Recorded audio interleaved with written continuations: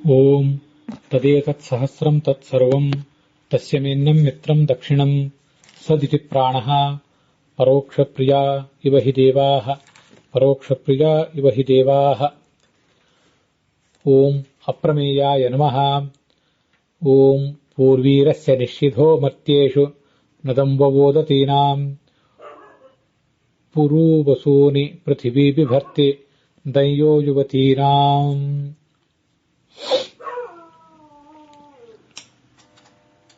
ಮಹಾಭಾರತದ ಅನುಶಾಸನ ಪರ್ವದ 297ನೇ ಭಾಗ ಇದು.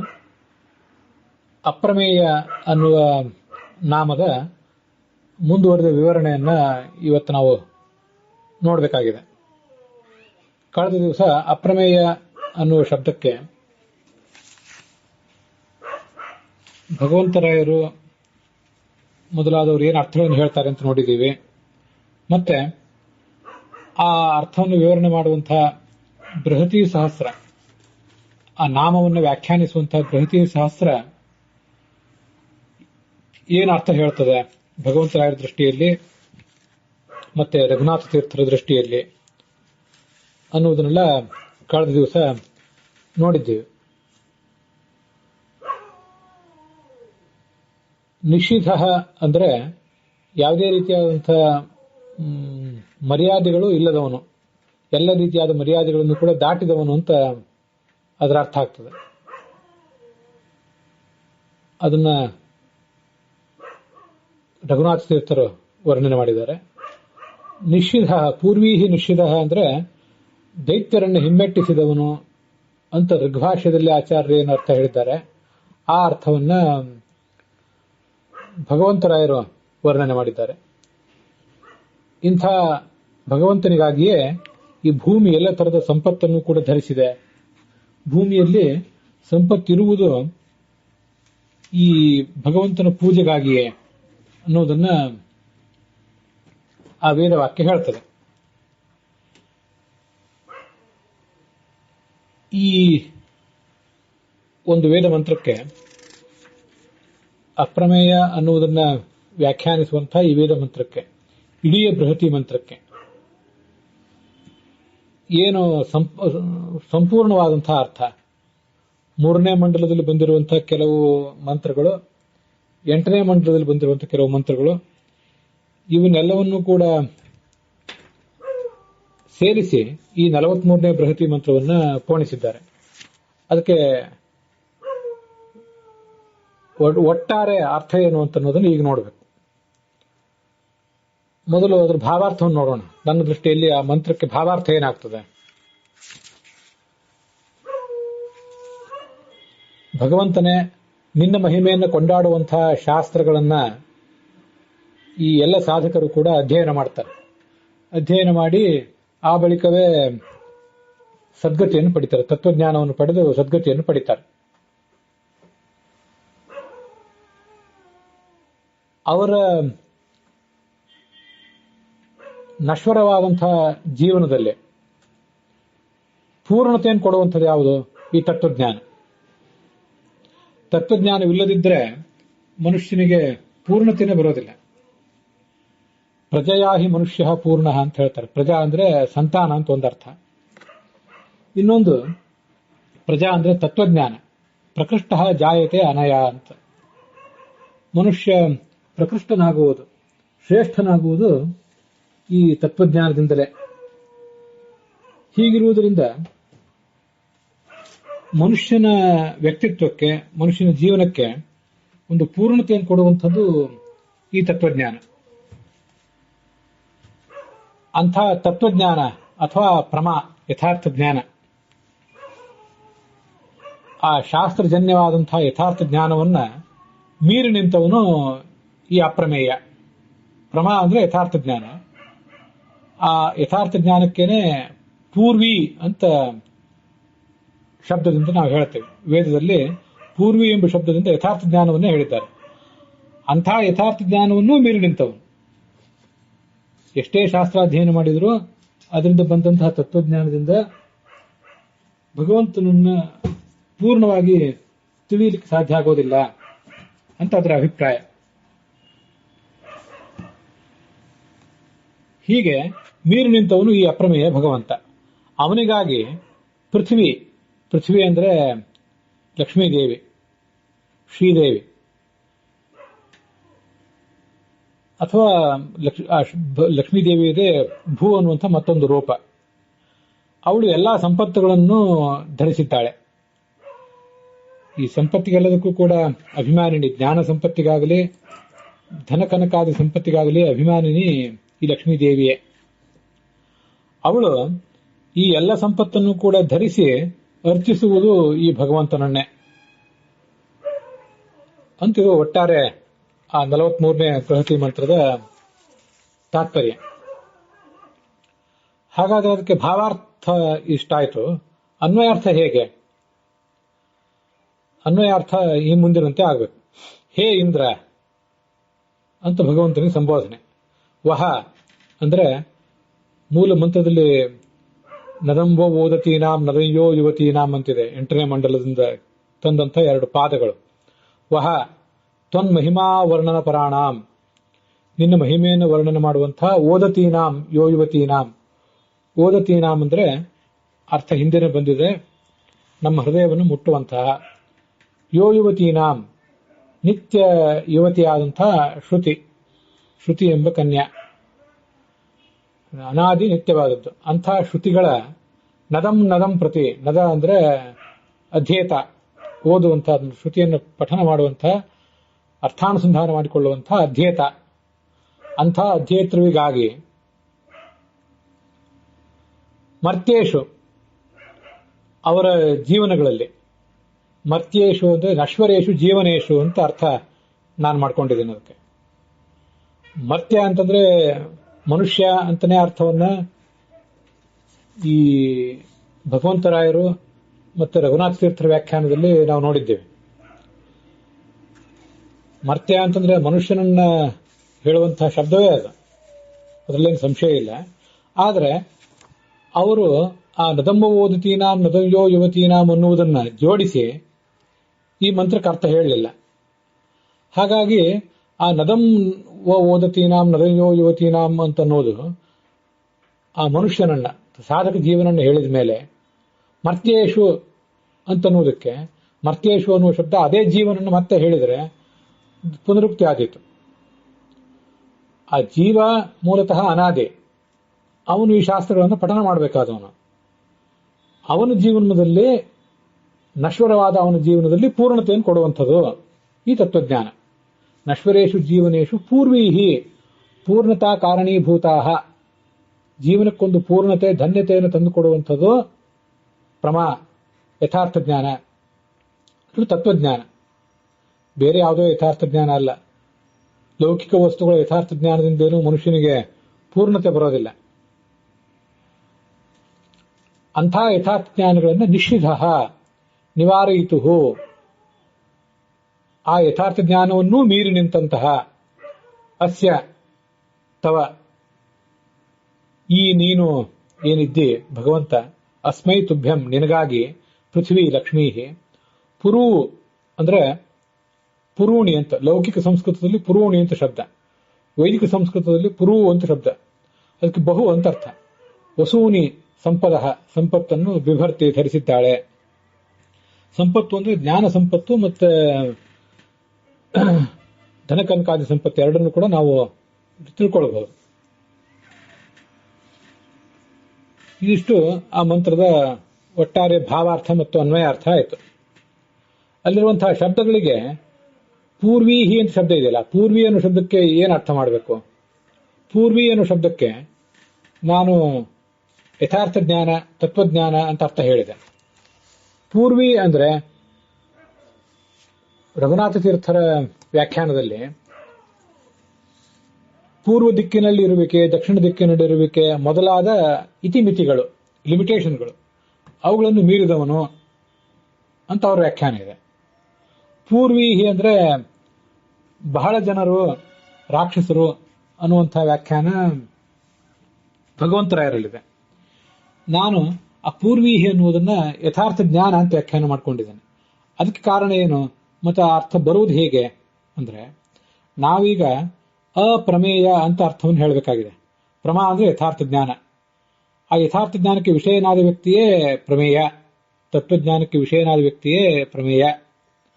ಅವನು ಆ ಯಥಾರ್ಥ ಜ್ಞಾನಕ್ಕೆ ವಿಷಯನಾಗಿಲ್ಲ, ಅದನ್ನೂ ಮೀರಿ ನಿಂತವನು ಅಂತ ಹೀಗೆ ಅರ್ಥ ಹೇಳಬೇಕಾದಾಗ ನಿಷಿಧು ಅಂತೇನು ಶಬ್ದ ಇದೆಯಲ್ಲ, ನಿಷಿಧ ಅಂತೇನು ಮೂಲ ವೇದವಾಕ್ಯದಲ್ಲಿ ಶಬ್ದ ಇದೆ, ಅದಕ್ಕೆ ಅತೀತನಾದವನು ಅಂತ ಅರ್ಥ ಈಗಾಗಲೇ ನಮ್ಗೆ ಸಿಕ್ಕಿದೆ. ಅತೀತನಾದವನು ಅಥವಾ ನಾಶ ಮಾಡುವವನು ಅನ್ನೋ ಅರ್ಥವನ್ನೆಲ್ಲ ಭಗವಂತರಾಯರು ಮತ್ತು ರಘುನಾಥ ತೀರ್ಥರು ವರ್ಣನೆ ಮಾಡಿದ್ದಾರೆ.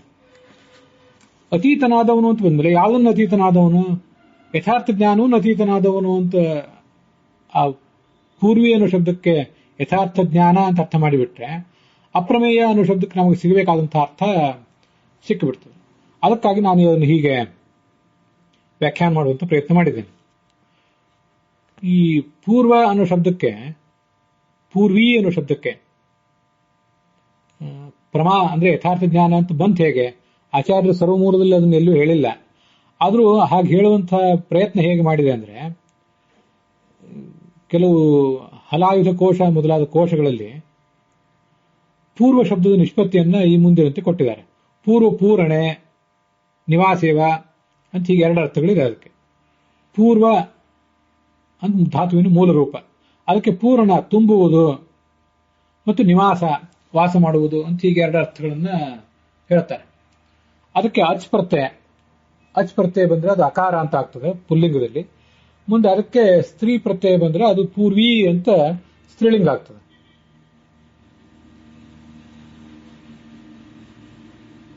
ಇದು ಹಲಾಯುಧ ಕೋಶದಲ್ಲಿ ಪೂರ್ವ ದಿಕ್ಕು ಅಂತ ಅರ್ಥ ಇದ್ದದ್ದು, ಇದನ್ನು ಗಮನಿಸಬೇಕು. ಅವರೇನು ಪೂರ್ವಿ ಅಂತಂದ್ರೆ ಅಥವಾ ಪೂರ್ವ ಅಂದ್ರೆ ತತ್ವಜ್ಞಾನ ಅಂತ ಅರ್ಥವನ್ನು ಹೇಳಿಲ್ಲ. ಪೂರ್ವ ದಿಕ್ಕನ್ನ ಪೂರ್ವ ಅಂತ ಯಾಕೆ ಹೇಳ್ತಾರೆ ಅಂದ್ರೆ, ಅದು ಎಲ್ಲ ವಸ್ತುಗಳಿಂದ ತುಂಬಿದ್ದು ಮತ್ತೆ ನಿವಾಸೆ, ಅಲ್ಲಿ ಜನರು ವಾಸ ಮಾಡ್ತಾರೆ, ಹೀಗೊಂದು ಅರ್ಥವನ್ನು ಇಟ್ಕೊಂಡು ಆ ಪೂರ್ವ ಅನ್ನೋ ಶಬ್ದಕ್ಕೆ ಹಲಾಯುಧ ಕೋಶ ಇತ್ಯಾದಿ ಕೋಶಗಳಲ್ಲಿ ಪೂರ್ವ ದಿಕ್ಕು ಅಂತ ಅರ್ಥ ಹೇಳಿದ್ದಾರೆ. ಪೂರ್ಣ ಅಂದ್ರೆ ತುಂಬಿಸುವುದು ಅಂತ ಅಲ್ಲೇನಿದೆಯಲ್ಲ, ಪೂರ್ವ ಪೂರ್ಣೆ ಅಂತ ಅನ್ನೋದ್ರಲ್ಲಿ ಪೂರ್ವ ಪೂರ್ಣ ನಿವಾಸೇವ ಅಂತ ಹೀಗಿದೆಯಲ್ಲ, ತುಂಬಿಸುವುದು ಅಂತ ಬಂದಾಗ ತುಂಬಿಸುವುದು ಅನ್ನೋದನ್ನೇ ಜೀವನೇ ಪೂರ್ಣತಾ ಕಾರಣೀಭೂತ ಪ್ರಮಾ ಪೂರ್ವಿ ತಾಮ್ ಅತೀತಃ. ಜೀವನದಲ್ಲಿ ಏನು ಅಪೂರ್ಣತೆ ಇರ್ತದೆ, ಅಪೂರ್ಣತೆಯನ್ನು ನೀಗಿ ಪೂರ್ಣತ್ವಕ್ಕೆ ಕಾರಣವಾದದ್ದು ಅಂಥದ್ಯಾವುದು ಅಂದ್ರೆ ಈ ಯಥಾರ್ಥ ಜ್ಞಾನವೇ ಪ್ರಮಾಣೆ. ಅದನ್ನು ಮೀರಿದವನು ಅಂತ ನಾನು ಅದಕ್ಕಾಗಿ ಅರ್ಥ ಮಾಡ್ಕೊಂಡಿದ್ದೇನೆ. ವರ್ಣಸಾಮ್ಯಾತ್ ನಿರ್ಬ್ರೂಯಾತ್ ನಚೈವ ನ ನಿರ್ಬ್ರೂಯಾತ್ ಅಂತ ಒಂದ್ ಕಡೆ ಶಾಸ್ತ್ರಕಾರರ ಮಾತು ಕೇಳಿ ಬರ್ತದೆ. ವೇದದ ಶಬ್ದಗಳಿಗೆ ಕೋಶದಲ್ಲಿ ಇವತ್ತು ಏನು ಉಪಲಬ್ಧವಾದ ಕೋಶಗಳಲ್ಲಿ ಏನು ಉಪಲಬ್ಧವಾದ ಅರ್ಥ ಇದೆ ಅದನ್ನೇ ವೇದಕ್ಕೆ ಅಂಟಿಸಿ ಅದೇ ತಾತ್ಪರ್ಯವನ್ನೇ ನಾವು ಗ್ರಹಿಸಬಾರದು. ನಚೈವ ನ ನಿರ್ಬ್ರೂಯಾತ್, ಪ್ರತಿಯೊಂದು ಶಬ್ದವು ಯಾವ ಧಾತು ಯಾವ ಪ್ರತ್ಯಯದಿಂದ ಹುಟ್ಟಿದೆ ಅನ್ನುವುದನ್ನು ಗಮನಿಸಿ ಆ ಸಂದರ್ಭಕ್ಕೆ ತಕ್ಕಂತೆ ಅದನ್ನ ಹೊಂದಿಸುವ ಪ್ರಯತ್ನವನ್ನೇ ಮಾಡಬೇಕು. ಯಾವತ್ತೂ ನಿರ್ವಚನ ಮಾಡದೆ ಅರ್ಥವನ್ನು ಹೇಳಬಾರದು ಅಂತಲೇ ಆ ವೇದದಲ್ಲಿ ಕಾಣಿಸೋದು. ಹಾಗಾಗಿಯೇ ಅಹಂ ಇತ್ಯಾದಿ ಶಬ್ದಗಳಿಗೆ ನಾವು ಈ ಅನೇಕ ಬಾರಿ ನೋಡಿದ್ದೇವೆ. ಅಹಂ ಅಂದ್ರೆ ನಾನು ಅಂತ ಅರ್ಥ ಇರಬಹುದು ಕೋಶಗಳಲ್ಲಿ, ಆದರೆ ಅಲ್ಲಿ ವೇದದಲ್ಲಿ ಅಹಂ ಅಂತ ಬಂದ್ರೆ ಅಹೇಯ, ಯಾವ ಭಗವಂತನನ್ನು ನಾವು ಬಿಟ್ಟು ಇರುವುದು ಸಾಧ್ಯವಿಲ್ಲವೋ, ಹೇಯ ಅಂದ್ರೆ ಬಿಟ್ಟಿರುವುದು ಸಾಧ್ಯ ಇರುವಂಥದ್ದು, ಯಾವುದನ್ನ ಬಿಟ್ಟಿರುವುದು ಸಾಧ್ಯವೋ ಅದು ಹೇಯ. ಅಹೇಯ ಅಂದ್ರೆ ಯಾವುದನ್ನ ಬಿಟ್ಟಿರುವುದು ಸಾಧ್ಯ ಇಲ್ಲವೋ ಅದು ಅಹೇಯ. ಹೀಗೆ ನಿಷ್ಪತ್ತಿ ತೋರಿಸಿಯೇ ಪ್ರತಿಯೊಂದು ಶಬ್ದಕ್ಕೂ ಅರ್ಥ ಹೇಳಬೇಕು ಅಂತ ಹೇಳ್ತಾರೆ. ಅದನ್ನು ಹಿಂದೆ ಅನೇಕ ಬಾರಿ ನೋಡಿದ್ದೇವೆ. ಈ ಪರ್ವತ ಇತ್ಯಾದಿ ಶಬ್ದಗಳಿಗೆ ಪರ್ವತ ಅನ್ನೋದಕ್ಕೆ ಬೆಟ್ಟ ಗುಡ್ಡ ಇತ್ಯಾದಿ ಅರ್ಥಗಳು ಕೋಶದಲ್ಲಿ ಉಪಲಬ್ಧ ಇವೆ. ಆದರೆ ಪರ್ವತ ಅಂದ್ರೆ ಜೀವನ, ಮನುಷ್ಯನ ಜೀವನ ಅಥವಾ ಸಾಧಕ. ಪರ್ವಗಳು ಅಂದ್ರೆ ಭಾಗಗಳು, ಜನನ ಮರಣ ಮೊದಲಾದ ಭಾಗಗಳು ಉಳ್ಳದ್ದೇ ಪರ್ವತ ಅಂತ ಅರ್ಥವನ್ನ ನಾವು ಸ್ವೀಕಾರ ಮಾಡಬೇಕು ಅಂತ ಋಗ್ಭಾಷ್ಯದಲ್ಲಿ ಬಂದಿದೆ. ಋಗ್ಭಾಷ್ಯದಲ್ಲಿ ಬಂದದನ್ನ ಭಗವಂತರಾಯರು ಮೊದಲಾದವರು ವ್ಯಾಖ್ಯಾನ ಮಾಡಿದ್ದನ್ನು ಕೂಡ ಈ ಹಿಂದೆ ನಾವು ನೋಡಿದ್ದೇವೆ. ಹೀಗೆ ಅವೆಲ್ಲ ಆ ಶಬ್ದಗಳಿಗೆ ಯಾವ ಮೂಲ ಧಾತು ಇದೆ, ಅದಕ್ಕೆ ಪ್ರತ್ಯಯ ಏನಿದೆ ಅದನ್ನು ಅವಲಂಬಿಸಿ ಆ ಧಾತುವಿಗೆ ಒಂದು ಬೇರೆ ಅರ್ಥ ಹೇಳಿದ್ರೆ, ಆ ಶಬ್ದಕ್ಕೊಂದು ಬೇರೆ ಅರ್ಥ ಹೇಳಿದ್ರೆ ಅದೇನು ತಪ್ಪಲ್ಲ. ಅಂಥದೇ ಒಂದು ಸಾಹಸನ ಇಲ್ಲೂ ಕೂಡ ಮಾಡಿದ್ದೇನಷ್ಟೆ. ಹಾಗಾಗಿ ಪೂರ್ವಿ ಅಂದ್ರೆ ಪೂರ್ಣತೆಗೆ ಕಾರಣೀಭೂತವಾದದ್ದು ಅಂತ ಅರ್ಥ. ಪೂರ್ಣತೆಗೆ ಕಾರಣೀಭೂತವಾದದ್ದು ತತ್ವಜ್ಞಾನವೂ ಆಗಿರಬಹುದು, ಮತ್ತೇನೂ ಆಗಿರಬಹುದು. ಪೂರ್ವಿ ಅನ್ನುವುದು ತತ್ವಜ್ಞಾನಕ್ಕಾಗಲಿ ಯಥಾರ್ಥ ಜ್ಞಾನಕ್ಕಾಗಲಿ ಪರ್ಯಾಯ ಪದ ಅಂತ ನಾನು ಹೇಳಲಿಕ್ಕೆ ಹೊರಟಿಲ್ಲ. ಪೂರ್ಣತೆಯನ್ನು ಕೊಡುವುದನ್ನು ಅಂತಿಷ್ಟೇ ಅರ್ಥ. ಅದೊಂದು ವಿಶೇಷಣ, ಅದು ಎಜೆಕ್ಟಿವ್ ಅಷ್ಟೇ ಅದು. ಹೀಗೆ ತತ್ವಜ್ಞಾನಕ್ಕೆ ಅಥವಾ ಯಥಾರ್ಥ ಜ್ಞಾನಕ್ಕೆ ಅಥವಾ ಪ್ರಮಾಗೆ ಇದೊಂದು ಅಬ್ಜೆಕ್ಟಿವ್, ವಿಶೇಷಣ. ಆ ಅರ್ಥದಲ್ಲಿ ಮಾತ್ರ ಅದನ್ನು ತಗೊಂಡಿದ್ದೇನೆ. ಪರ್ಯಾಯ ಪದ ಅಂತ ಹೇಳಲಿಕ್ಕೆ ನನಗೂ ಅದಕ್ಕೆ ಸಂಬಂಧಪಟ್ಟದ ಕೋಶ ಏನು ಸಿಕ್ಕಿಲ್ಲಲ್ಲ. ಒಂದು ವಸ್ತುವನ್ನು ಹೇಳಲಿಕ್ಕೆ ಏನೇನು ಪರ್ಯಾಯ ಪದಗಳಿದೆ ಅನ್ನುವುದು ಇವತ್ತಿಗೆ ಉಪಲಬ್ಧ ಇರುವ ಕೋಶಗಳಲ್ಲಿ ಆಗಲಿ ಅಥವಾ ಆಚಾರ್ಯರು ಉದ್ಧರಿಸುವ ಕೋಶಗಳಲ್ಲಿ ಆದರೂ ಎಲ್ಲಾದರೂ ಇದ್ರೆ ಅದನ್ನು ಪರ್ಯಾಯ ಪದ ಅನ್ಬಹುದು. ಪೂರ್ವಿ ಅನ್ನುವುದನ್ನ ಪ್ರಮಾಗೆ ಅಂದ್ರೆ ಯಥಾರ್ಥ ಜ್ಞಾನಕ್ಕೆ ಪರ್ಯಾಯ ಪದ ಅಂತ ನಾನು ಕೂಡ ಹೇಳ್ತಾ ಇಲ್ಲ.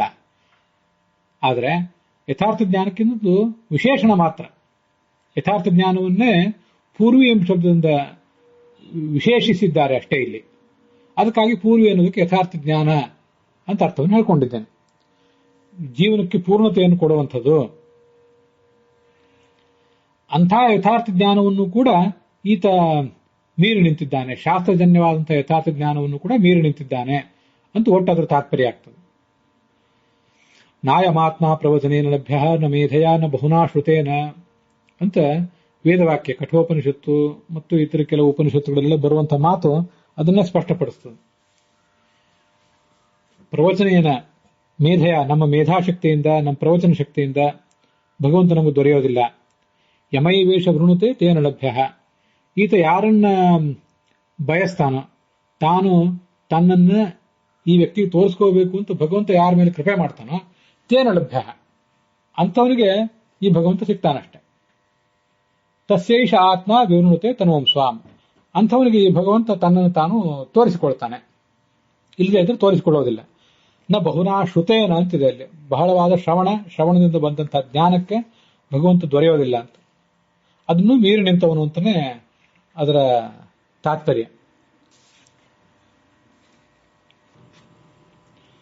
ಹೀಗಿದು ಅಪ್ರಮೇಯ ಅನ್ನುವ ಶಬ್ದದ ವ್ಯಾಖ್ಯಾನವನ್ನು ಮಾಡುವಂತಹ ಬೃಹತಿ ಮಂತ್ರದ ವಿವರಣೆ ಆಯಿತು. ಈ ಅಪ್ರಮೇಯ ಅನ್ನುವ ಶಬ್ದಕ್ಕೆ ನಾವೀಗ ಈಗಾಗಲೇ ಗಮನಿಸಿದಂತೆ ಎರಡು ಪ್ರಧಾನವಾದ ಅರ್ಥಗಳು. ಯಾವುದೇ ಶಾಸ್ತ್ರಜನ್ಯವಾದ ಜ್ಞಾನವಾಗಲಿ ಅಥವಾ ಪ್ರತ್ಯಕ್ಷಜನ್ಯವಾದ ಜ್ಞಾನವಾಗಲಿ ಅನುಮಾನದಿಂದ ಜನ್ಯವಾದ ಜ್ಞಾನವಾಗಲಿ ಅದಕ್ಕೆ ಭಗವಂತ ಪೂರ್ಣವಾಗಿ ವಿಷಯನಲ್ಲ ಅಂತನ್ನುವುದು ಅಪ್ರಮೇಯ ಅನ್ನೋ ಶಬ್ದದ ಒಂದು ಅರ್ಥ. ಇನ್ನೊಂದು ಕಳೆದ ದಿವಸ ನಾನು ಹೇಳಿದಂತೆ ಅಂದ್ರೆ ಅಕಾರ.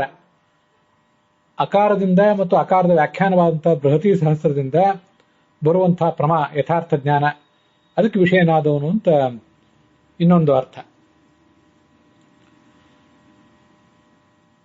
ಅಂದ್ರೆ ಅಧಿಕ ಅಂತ ಅರ್ಥ. ಅಧಿಕ ಎಂಬುದಾಗಿ ಈ ಭಗವಂತ ತಿಳಿಯಲ್ಪಟ್ಟಿದ್ದಾನೆ ಶಾಸ್ತ್ರದಲ್ಲಿ ಅಂತ ಇನ್ನೊಂದರ್ಥ. ಅಧಿಕಂ ಪ್ರಕೃಷ್ಟ ಮಾಭಿಹಿ ಜ್ಞಾನೈಹಿ ಈಯತೆ ಚ. ಈ ರೀತಿಯಾಗಿ ಮತ್ತೊಂದರ್ಥ. ಮಯಾ ರಮಯಾಚ ಈಯತೆ. ಮೇಯ ಅಂದ್ರೆ ಮಾ ಅಂದ್ರೆ ಲಕ್ಷ್ಮೀದೇವಿ, ಅವಳಿಂದ ತಿಳಿಯಲ್ಪಡುವವನು ಅಂತ ಮತ್ತೊಂದರ್ಥ.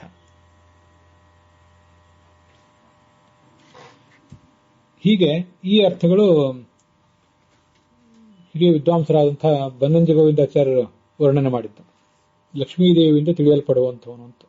ಅಂದ್ರೆ ಅಧಿಕ, ಪ್ರ ಅಂದ್ರೆ ಪ್ರಕೃಷ್ಟ, ಮೇಯ ಅಂದ್ರೆ ಲಕ್ಷ್ಮೀದೇವಿಯಿಂದ ತಿಳಿಯಲ್ಪಡುವವನು. ಭಗವಂತರಾಯರು ವರ್ಣನೆ ಮಾಡುವಂತೆ ಅಪ್ರಮಾಭಿಹಿ ಅಧಿಕ ಪ್ರಮಾಣಭೂತಾಭಿಹಿ, ಅತ್ಯಂತ ಶ್ರೇಷ್ಠ ಪ್ರಮಾಣಗಳಾದಂತಹ ವೇದಗಳಿಂದ ತಿಳಿಯಲ್ಪಡುವವನು ಅಂತ ಅರ್ಥ. ಅಪ್ರಮ ಅಂದ್ರೆ ಅಧಿಕ ಪ್ರಮವುಳ್ಳಂತಹ, ಅಧಿಕ ಯಥಾರ್ಥ ಜ್ಞಾನವುಳ್ಳಂತಹ, ತತ್ವಜ್ಞಾನವುಳ್ಳಂತಹ ವಾಯು, ಅವನಿಂದ ತಿಳಿಯಲ್ಪಡುವವನು ಅಂತ ಮತ್ತೊಂದರ್ಥ. ಯಾವುದೇ ರೀತಿಯಾದ ಮಿತಿ ಇಲ್ಲದೆ ಇರುವಂತಹ ಗುಣಗಳಿಂದ ತಿಳಿಯಲ್ಪಡುವವನು ಅಂತ ಮತ್ತೊಂದರ್ಥ. ಹೀಗೆ ರಘುನಾಥ ತೀರ್ಥರು ಮತ್ತೆ ಭಗವಂತರಾಯರು ಮೊದಲಾದವರು ಹೇಳಿದಂತಹ ಅರ್ಥಗಳನ್ನ ನೋಡಿದ್ದೇವೆ. ಭಗವಂತನನ್ನ ಪೂರ್ಣವಾಗಿ ತಿಳಿದವರು ಯಾರೂ ಇಲ್ಲ. ಮನ್ಯೇ ವಿದಿತಂ ನಾಹ ಮನ್ಯೇ ಸುವೇದೇತಿ ಯೋನ ವೇದೇತಿ ವೇದಚ. ಯೋನಸ್ತದ್ವೇದ ತದ್ವೇದ ಯೋನ ವೇದೇತಿ ವೇದ ಚ ಅವಿಜ್ಞಾತಂ ವಿಜಾನತಾಂ ವಿಜ್ಞಾತಂ ಅವಿಜಾನತಾಂ. ತಲವಕಾರ ಉಪನಿಷತ್ತಿದು. ಯಾರು ಭಗವಂತನನ್ನ ನಾನು ತಿಳಿದಿಲ್ಲ ಅಂತ ತಿಳಿದಿದ್ದಾನೋ ಅವನೇ ವಾಸ್ತವಿಕವಾಗಿ ಭಗವಂತನನ್ನ ಸ್ವಲ್ಪ ಆದರೂ ತಿಳ್ಕೊಂಡಿದ್ದಾರೆ. ಯಾಕೆಂದ್ರೆ ಆ ಭಗವಂತನನ್ನ ಪೂರ್ಣವಾಗಿ ತಿಳಿಲಿಕ್ಕೆ ಸಾಧ್ಯ ಇಲ್ಲ ಅನ್ನುವುದೇ ಸರಿಯಾದ ತತ್ವಜ್ಞಾನ. ಅದು ಅವರಿಗೆ ಬಂದಿದೆ. ಯಾರು ಇದಕ್ಕೆ ವ್ಯತಿರಿಕ್ತವಾಗಿ ನಾನು ಭಗವಂತನನ್ನು ತಿಳ್ಕೊಂಡಿದ್ದೇನೆ ಅಂತ ತಿಳಿದಿದ್ದಾರೋ ಅವರು ಭಗವಂತನ ಅನಂತತ್ವವನ್ನು ಅರ್ಥ ಮಾಡ್ಕೊಳ್ಳಿಲ್ಲ ಅಂತ ಅರ್ಥ. ಅವರು ಭಗವಂತನನ್ನು ತಿಳಿದಿಲ್ಲ ಅಂತ ಅರ್ಥ. ಇದು ಆ ಶಬ್ದಗಳ ಅರ್ಥ. ತಲವಕಾರ ಉಪನಿಷತ್ನಲ್ಲಿ ಬಂದಂತೆ. ನಾತಿವೇದ್ಯೋ ನಚಾವೇದ್ಯ ತಸ್ಮಾತ್ ಸ ಪರಮೇಶ್ವರ. ಪೂರ್ಣವಾಗಿ ಅವನನ್ನು ತಿಳ್ಕೊಳ್ಳುವುದು ಸಾಧ್ಯ ಇಲ್ಲ, ತಿಳ್ಕೊಳ್ಳದೆ ಇರುವುದೂ ಸಾಧ್ಯವಿಲ್ಲ. ಸ್ವಲ್ಪ ಆದರೂ ತಿಳ್ಕೊಳ್ಳಿಕ್ಕೆ ಸಾಧ್ಯ. ಮಾಂತು ವೇದ ನ ಕಶ್ಚನ. ಗೀತಾದಲ್ಲಿಯೂ ಹಾಗೆ ಬಂದಿದೆ. ನನ್ನನ್ನು ಪೂರ್ಣವಾಗಿ ತಿಳಿದವರು ಯಾರೂ ಇಲ್ಲ. ಯಥಾತ್ಮಾನಂ ಹರಿರ್ವೇತ್ತಿ ತಥಾ ಅನ್ಯೇ ನೈವ ತಂಬಿದು ಜಾನಂತಿ ಕಿಂಚಿತ್ ಕ್ರಮಶಃ ರಮಾದ್ಯಾಹ ತತ್ಪ್ರಸಾದತಃ. ಭಗವಂತ ತನ್ನನ್ನು ತಾನು ಎಷ್ಟು ತಿಳಿದಿದ್ದಾನೋ ಅಷ್ಟು ಉಳಿದವರು ಯಾರೂ ತಿಳಿದಿಲ್ಲ. ರಮಾದಿಗಳು, ಲಕ್ಷ್ಮೀದೇವಿ ಮೊದಲಾದವರು ಅವನನ್ನ ತಿಳಿದಿದ್ದಾರೆ. ಯಥಾಹರಿ ಸ್ವಮಾತ್ಮಾನಂ ವೇದ ತದ್ವದ್ರಮಾಪಿನ ಬ್ರಹ್ಮಾಚ ಕುತಯೇವಾನ್ಯೇ ವಿದಂತ್ಯೇವ ತಥಾಪಿತು. ಇದೆಲ್ಲ ಭಾಗವತ ತಾತ್ಪರ್ಯದಲ್ಲಿ ಬೇರೆ ಬೇರೆ ಕಡೆ ಬಂದಿರುವಂತಹ ಮಾತುಗಳು. ಪರಮಾತ್ಮನಷ್ಟೇ ತನ್ನನ್ನು ತಾನು ತಿಳ್ಕೊಂಡಿದ್ದಾನೆ, ಉಳಿದವರು ಯಾರಿಗೂ ತಿಳಿದಿಲ್ಲ.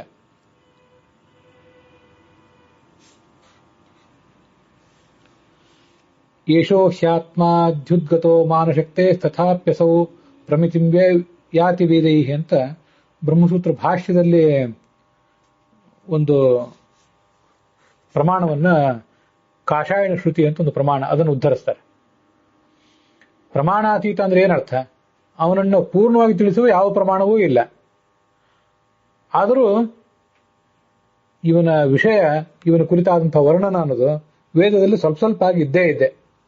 ಅದನ್ನು ಓದಿದಾಗ, ಆ ವೇದಾದಿಗಳ ಅರ್ಥಾನುಸಂಧಾನ ಮಾಡಿಕೊಂಡಾಗ ಪ್ರತಿಯೊಬ್ಬರಿಗೂ ಕೂಡ ಅವರವರ ಶಕ್ತಿಗೆ ಅನುಸಾರವಾಗಿ ಒಂದಿಷ್ಟಾದರೂ ಅರ್ಥ ಆಗೇ ಆಗ್ತದೆ. ಇದನ್ನ ವರ್ಣನೆ ಮಾಡುವಾಗಲೇ ಮತ್ತೊಂದು ಅರ್ಥ ನನಗೆ ಹೀಗೆ ಹೊಳಿತಿದೆ. ಆ ಅಂ ಅಹ ಪುರಾಣ ಋಷಿ ವ್ಯಾಸಶಾಖಾ ಸಹಸ್ರಕೃತ ಅಂತ ಗೀತಾ ಪ್ರಸ್ಥಾನದಲ್ಲಿ ಆಚಾರ್ಯರು ಒಂದು ಪ್ರಮಾಣವನ್ನು ಉದ್ಧರಿಸ್ತಾರೆ. ಆ ಮೂಲಕ ಅಂದ್ರೆ ವೇದವ್ಯಾಸ ಅಂತ ಅರ್ಥ. ಆ ವೇದವ್ಯಾಸರು ಕೊಡುವಂತಹ ಪ್ರಮಾ ಅಂದ್ರೆ ಯಥಾರ್ಥ ಜ್ಞಾನ. ತಮ್ಮ ಶಾಸ್ತ್ರಗಳ ಮೂಲಕ ಆ ವೇದವ್ಯಾಸರು ಕೊಟ್ಟ ಪ್ರಮಾ ಏನಿದೆ ಅದಕ್ಕೆ ನಿಲುಕುವವನು ಅಂತ ಒಂದು ಅರ್ಥವನ್ನ ಹೇಳಬಹುದು. ಏಕದೈವ ಅನುದೃಷ್ಟವ್ಯಂ ಏತತ್ ಅಪ್ರಮೇಯಂ ಅಂತ ಬೃಹದಾರಣ್ಯಕ ಉಪನಿಷತ್ತು ಅವನನ್ನ ಅಪ್ರಮೇಯ ಅಂತ ವರ್ಣಿಸಿದೆ. ಅಪ್ರಮೇಯ ಅನ್ನೋ ಶಬ್ದಕ್ಕೆ ಯಾರಿಂದಲೂ ಸೃಷ್ಟಿಸಲಿಕ್ಕೆ ಸಾಧ್ಯ ಆಗದೇ ಇರುವವನು ಅನ್ನುವಂತಹ ಒಂದು ಅರ್ಥನೂ ಸಿಗ್ತದೆ. ಮಾನಂ ಜ್ಞಾನಂ ಲಯಶ್ಚೇತಿ ಮರ್ಯಾದಾ ಚೈವ ಕಥ್ಯತೆ ಉತ್ಪಾದನಂ ಚ ಸಂಖ್ಯಾನಂ ಬಲಂ ಚ ಕ್ವಚಿತ್ ಉಚ್ಯತೆ ಅಂತ ಬೃಹದಾರಣ್ಯಕ ಉಪನಿಷತ್ ಭಾಷ್ಯದಲ್ಲಿ ಬರುವಂತಹ ಒಂದು ಶಬ್ದ ನಿರ್ಣಯ ಅನ್ನುವ ಕೋಶದ ಮಾತು. ಹಾಗಾಗಿ ಮಾನ ಅಂದ್ರೆ ಕೇವಲ ಜ್ಞಾನ ಅಂತ ಅಷ್ಟೇ ಅರ್ಥ ಅಲ್ಲ, ಉತ್ಪಾದನವು ಭಗವಂತನ ಉತ್ಪಾದನ, ಅವನ ಸೃಷ್ಟಿ ಬೇರೆ ಯಾರಿಂದಲೂ ಸಾಧ್ಯವಿಲ್ಲ. ಆದ್ರಿಂದ ಆತ ಅಪ್ರಮೇಯ ಅಂತ ಅದರ ಅಭಿಪ್ರಾಯ. ಹೀಗೆಲ್ಲ ಭಗವಂತ ಅಪ್ರಮೇಯನಾಗಿದ್ರು ಜ್ಞಾನಾರ್ಥ ಮತ್ತು ಧ್ಯಾನಾರ್ಥಂ ಗುಣಾನಾಂ ಸಮುದೀರಣಂ. ಭಗವಂತನ ಗುಣಗಳನ್ನು ಯಾಕೆ ವರ್ಣನೆ ಮಾಡ್ತಾರೆ? ಯಾನಿ ಗೌಣಾನಿ ನಾಮಾನಿ ಅಂತ ವಿಷ್ಣು ಸಹಸ್ರನಾಮದಲ್ಲಿ ನಾಮಗಳನ್ನು ಹೇಳ್ತಾ ಇರುವುದು ಯಾಕೆಂದ್ರೆ ತಿಳಿಯಬೇಕು, ತಿಳಿದು ಧ್ಯಾನಾರ್ಥಂ ಆ ಭಗವಂತನ ಗುಣಗಳನ್ನ ಧ್ಯಾನಿಸಬೇಕು, ಉಪಾಸಿಸಬೇಕು. ಜ್ಞಾತವ್ಯಾಶ್ಚೈವ ಧ್ಯಾತವ್ಯಾಹ ಗುಣಾಹ ಸರ್ವೇ ಪ್ಯತೋಹರೇ ಅಂತ ಬ್ರಹ್ಮಸೂತ್ರ ಭಾಷ್ಯದಲ್ಲಿ ಬರುವಂತಹ ಒಂದು ಅಭಿಪ್ರಾಯ ಇದು. ವಾದಿರಾಜ ಸ್ವಾಮಿಗಳ ಲಕ್ಷಾಲಂಕಾರ ಹೇಳುವಂತೆ ಪ್ರಕರ್ಷೇಣ ಮೇಯ ನಭವತಿ ಇತಿ ಅಪ್ರಮೇಯ, ಪೂರ್ಣವಾಗಿ ತಿಳಿಯದವನು ಅಂತ ಅರ್ಥ. ಶಾಂಕರ ಭಾಷ್ಯದಲ್ಲಿ ಪ್ರತ್ಯಕ್ಷ, ಅನುಮಾನ, ಉಪಮಾನ, ಅರ್ಥಾಪತ್ತಿ, ಅಭಾವ ಮತ್ತು ಶಾಸ್ತ್ರ ಅಂತ ಅನೇಕ ಪ್ರಮಾಣಗಳನ್ನು ಹೇಳ್ತಾರೆ. ಆ ಯಾವ ಪ್ರಮಾಣಗಳಿಂದಲೂ ಈ ಭಗವಂತ ತಿಳಿಯಲ್ಪಡದೇ ಇರುವವನು, ಪೂರ್ಣವಾಗಿ ಸಿಗದೇ ಇರುವವನು ಅಂತ ಅರ್ಥ. ಮುಖ್ಯತಃ ಪ್ರತ್ಯಕ್ಷ, ಅನುಮಾನ, ಆಗಮ ಅಂತ 3 ಪ್ರಮಾಣಗಳು ಮಾಧ್ವ ವೇದಾಂತದಲ್ಲಿ. ಆ ಪ್ರಮಾಣಗಳಿಗೆ ಸಿಗದೇ ಇರುವವನು ಅಂತ ಅದರ ಅರ್ಥ. ಪರಾಶರ ಭಟ್ಟರ ವ್ಯಾಖ್ಯಾನದಂತೆ ಈ ಚತುರ್ಮುಖ ಬ್ರಹ್ಮ ಮೊದಲಾದವರ ಯಥಾರ್ಥ ಜ್ಞಾನ ಸಾಧನವಾದಂತಹ ಇಂದ್ರಿಯಗಳಿಗೂ ಅವರ ಜ್ಞಾನ ಮೂಲಗಳಿಗೂ ಕೂಡ ಆತ ಸಿಗದೇ ಇರುವಂಥವನು. ಸರ್ವೇಷಾಂ ಸಾಕ್ಷಿಭೂತೋಸೌ ನಗ್ರಾಹ್ಯ ಕೇನಚಿತ್ ಕ್ವಚಿತ್. ಎಲ್ಲರಿಗೂ ಇವನು ಸಾಕ್ಷಿಭೂತನಾದವನು, ಎಲ್ಲರ ಒಳಗೂ ಇದ್ದಾನೆ. ಆದರೆ ಯಾರೂ ಕೂಡ ಇವನನ್ನು ಪೂರ್ಣವಾಗಿ ತಿಳಿಯೋದು ಸಾಧ್ಯ ಇಲ್ಲ. ಮಹಾಭಾರತದ ಶಾಂತಿ ಪರ್ವದ 351ನೇ ಅಧ್ಯಾಯದಲ್ಲಿ 4ನೇ ಶ್ಲೋಕ ಇದು. ಸರ್ವೇಷಾಂ ಸಾಕ್ಷಿಭೂತೋಸೌ ನಗ್ರಾಹ್ಯ ಕೇನಚಿತ್ ಕ್ವಚಿತ್ ಅಂತ. ನ ಸ ಶಕ್ಯಸ್ತ್ವಯಾ ದೃಷ್ಟುಂ ಮಯಾ ಅನ್ಯೈರ್ವಾಪಿ ಸತ್ತಮ ಸಗುಣೋ ನಿರ್ಗುಣೋ ವಿಶ್ವಃ ಜ್ಞಾನದೃಶ್ಯೋ ಹ್ಯಸೋಸ್ಮತಃ ಅಂತ. ಇದು ಮಹಾಭಾರತದ ಶಾಂತಿ ಪರ್ವದ ಮತ್ತೊಂದು ಮಾತೆ. ಪರಾಶರ ಭಟ್ಟರು ಉದ್ಧರಿಸುವಂಥದ್ದು. ಅತೀಂದ್ರ ಏನಾಗಿದ್ದಾನೆ, ಇವನನ್ನು ತಿಳಿಯುವುದು ನೈಸರ್ಗಿಕವಾಗಿಯೇ ಪೂರ್ಣವಾಗಿ ತಿಳಿಯುವುದು ಅಸಾಧ್ಯ. ಆದ್ದರಿಂದ ಈತ ಅಪ್ರಮೇಯ.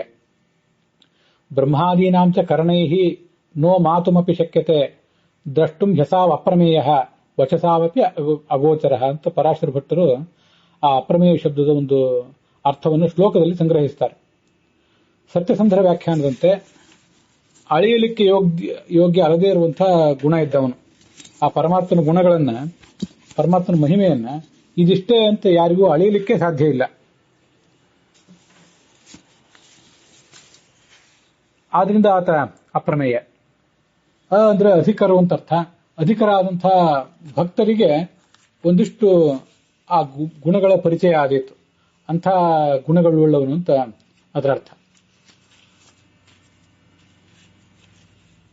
ಪ್ರಕೃಷ್ಟಾಹ ಮೇಯಾಹ ಭಕ್ತಜ್ಞೇಯಾಹ ಗುಣಾಹ ಅಂತ ಸತ್ಯಸಂಧರು ಅದನ್ನು ಉದ್ಧರಿಸ್ತಾರೆ. ಭಗವಂತನ ಗುಣಗಳನ್ನ ತಿಳಿಯಬೇಕು, ಧ್ಯಾನಿಸಬೇಕು ಅಂತ ಬ್ರಹ್ಮಸೂತ್ರ ಭಾಷ್ಯದ ಮಾತೇನಿದೆ ಅದನ್ನು ಸತ್ಯಸಂಧ ತೀರ್ಥರು ತಮ್ಮ ಭಾಷ್ಯದಲ್ಲಿ ಉದ್ಧರಿಸ್ತಾರೆ. ಅಶ್ಚಾಸೋ ಪ್ರಮೇಯಶ್ಚ, ಅವನ ಅಕಾರವಾಚ್ಯನೂ ಹೌದು, ಪ್ರಮೇಯನೂ ಹೌದು. ಇದು ಒಂದು ಅರ್ಥನೂ ಸತ್ಯಸಂಧರ ವ್ಯಾಖ್ಯಾನದಲ್ಲಿ ಕಂಡು ಬರ್ತದೆ. ಪ್ರಕೃಷ್ಟಾಚಸ ಮಾಚ ಪ್ರಮಾ. ಪ್ರಮಾ ಅಂದ್ರೆ ಲಕ್ಷ್ಮೀದೇವಿ. ಅವಳಿಗೆ ತಾಮ್ ಈಂ ವಿಸ್ಮಯಂ ವ್ಯಾಪಯತಿ. ಲಕ್ಷ್ಮೀದೇವಿಗೂ ನಿತ್ಯ ಆಶ್ಚರ್ಯ ಭರಿಸುವಂಥ ಒಂದು ವ್ಯಕ್ತಿತ್ವ ಒಂದು. ತಾಂ ಪದ್ಮಿನಿ ಮೀಂ ಶರಣಮಹಂ ಪ್ರಪದ್ಯೆ ಅಂತ ಶ್ರೀ ಸೂಕ್ತದಲ್ಲಿ ಈ ಅಂತ ಲಕ್ಷ್ಮೀದೇವಿಗೆ ವರ್ಣನೆ ಮಾಡ್ತಾರೆ. ಈ ಕಾರವೇ ಆ ಲಕ್ಷ್ಮೀದೇವಿಯನ್ನು ಹೇಳ್ತದೆ. ಅದಕ್ಕಾಗಿ ಪ್ರಮಾ ಅಂದ್ರೆ ಲಕ್ಷ್ಮೀದೇವಿ. ಅವಳಿಗೆ ಅಂಥ ಈ ಶಬ್ದವಾಚ್ಯಳಾದ ಲಕ್ಷ್ಮೀದೇವಿಗೂ ಈಂ ವಿಸ್ಮಯವನ್ನು, ಈ ಎನ್ನುವುದು ವಿಸ್ಮಯವನ್ನು ಹೇಳುವಂತಹ ಒಂದು ಶಬ್ದ. ಅದಕ್ಕೆ ಕೋಶ ನಮಗೇನು ಉಪಲಬ್ಧ ಆಗಿಲ್ಲ. ಅವಳಿಗೂ ಆಶ್ಚರ್ಯವನ್ನು ಕೊಡುವಂಥ ವ್ಯಕ್ತಿತ್ವ ಇವಂದು ಅಂತ ಅದರ ತಾತ್ಪರ್ಯ. ಇದಿಷ್ಟು ಒಟ್ಟಾರೆ ಅಪ್ರಮೇಯ ಎನ್ನುವ ಶಬ್ದಕ್ಕೆ ನಾವು ತಿಳಿದುಕೊಳ್ಳಬೇಕಾದಂತಹ ಅರ್ಥಗಳು. ಅದರ ವಿವರದೊಂದಿಗೆ ಈ ಭಾಗ ಸಮಾಪ್ತವಾಗಿದೆ.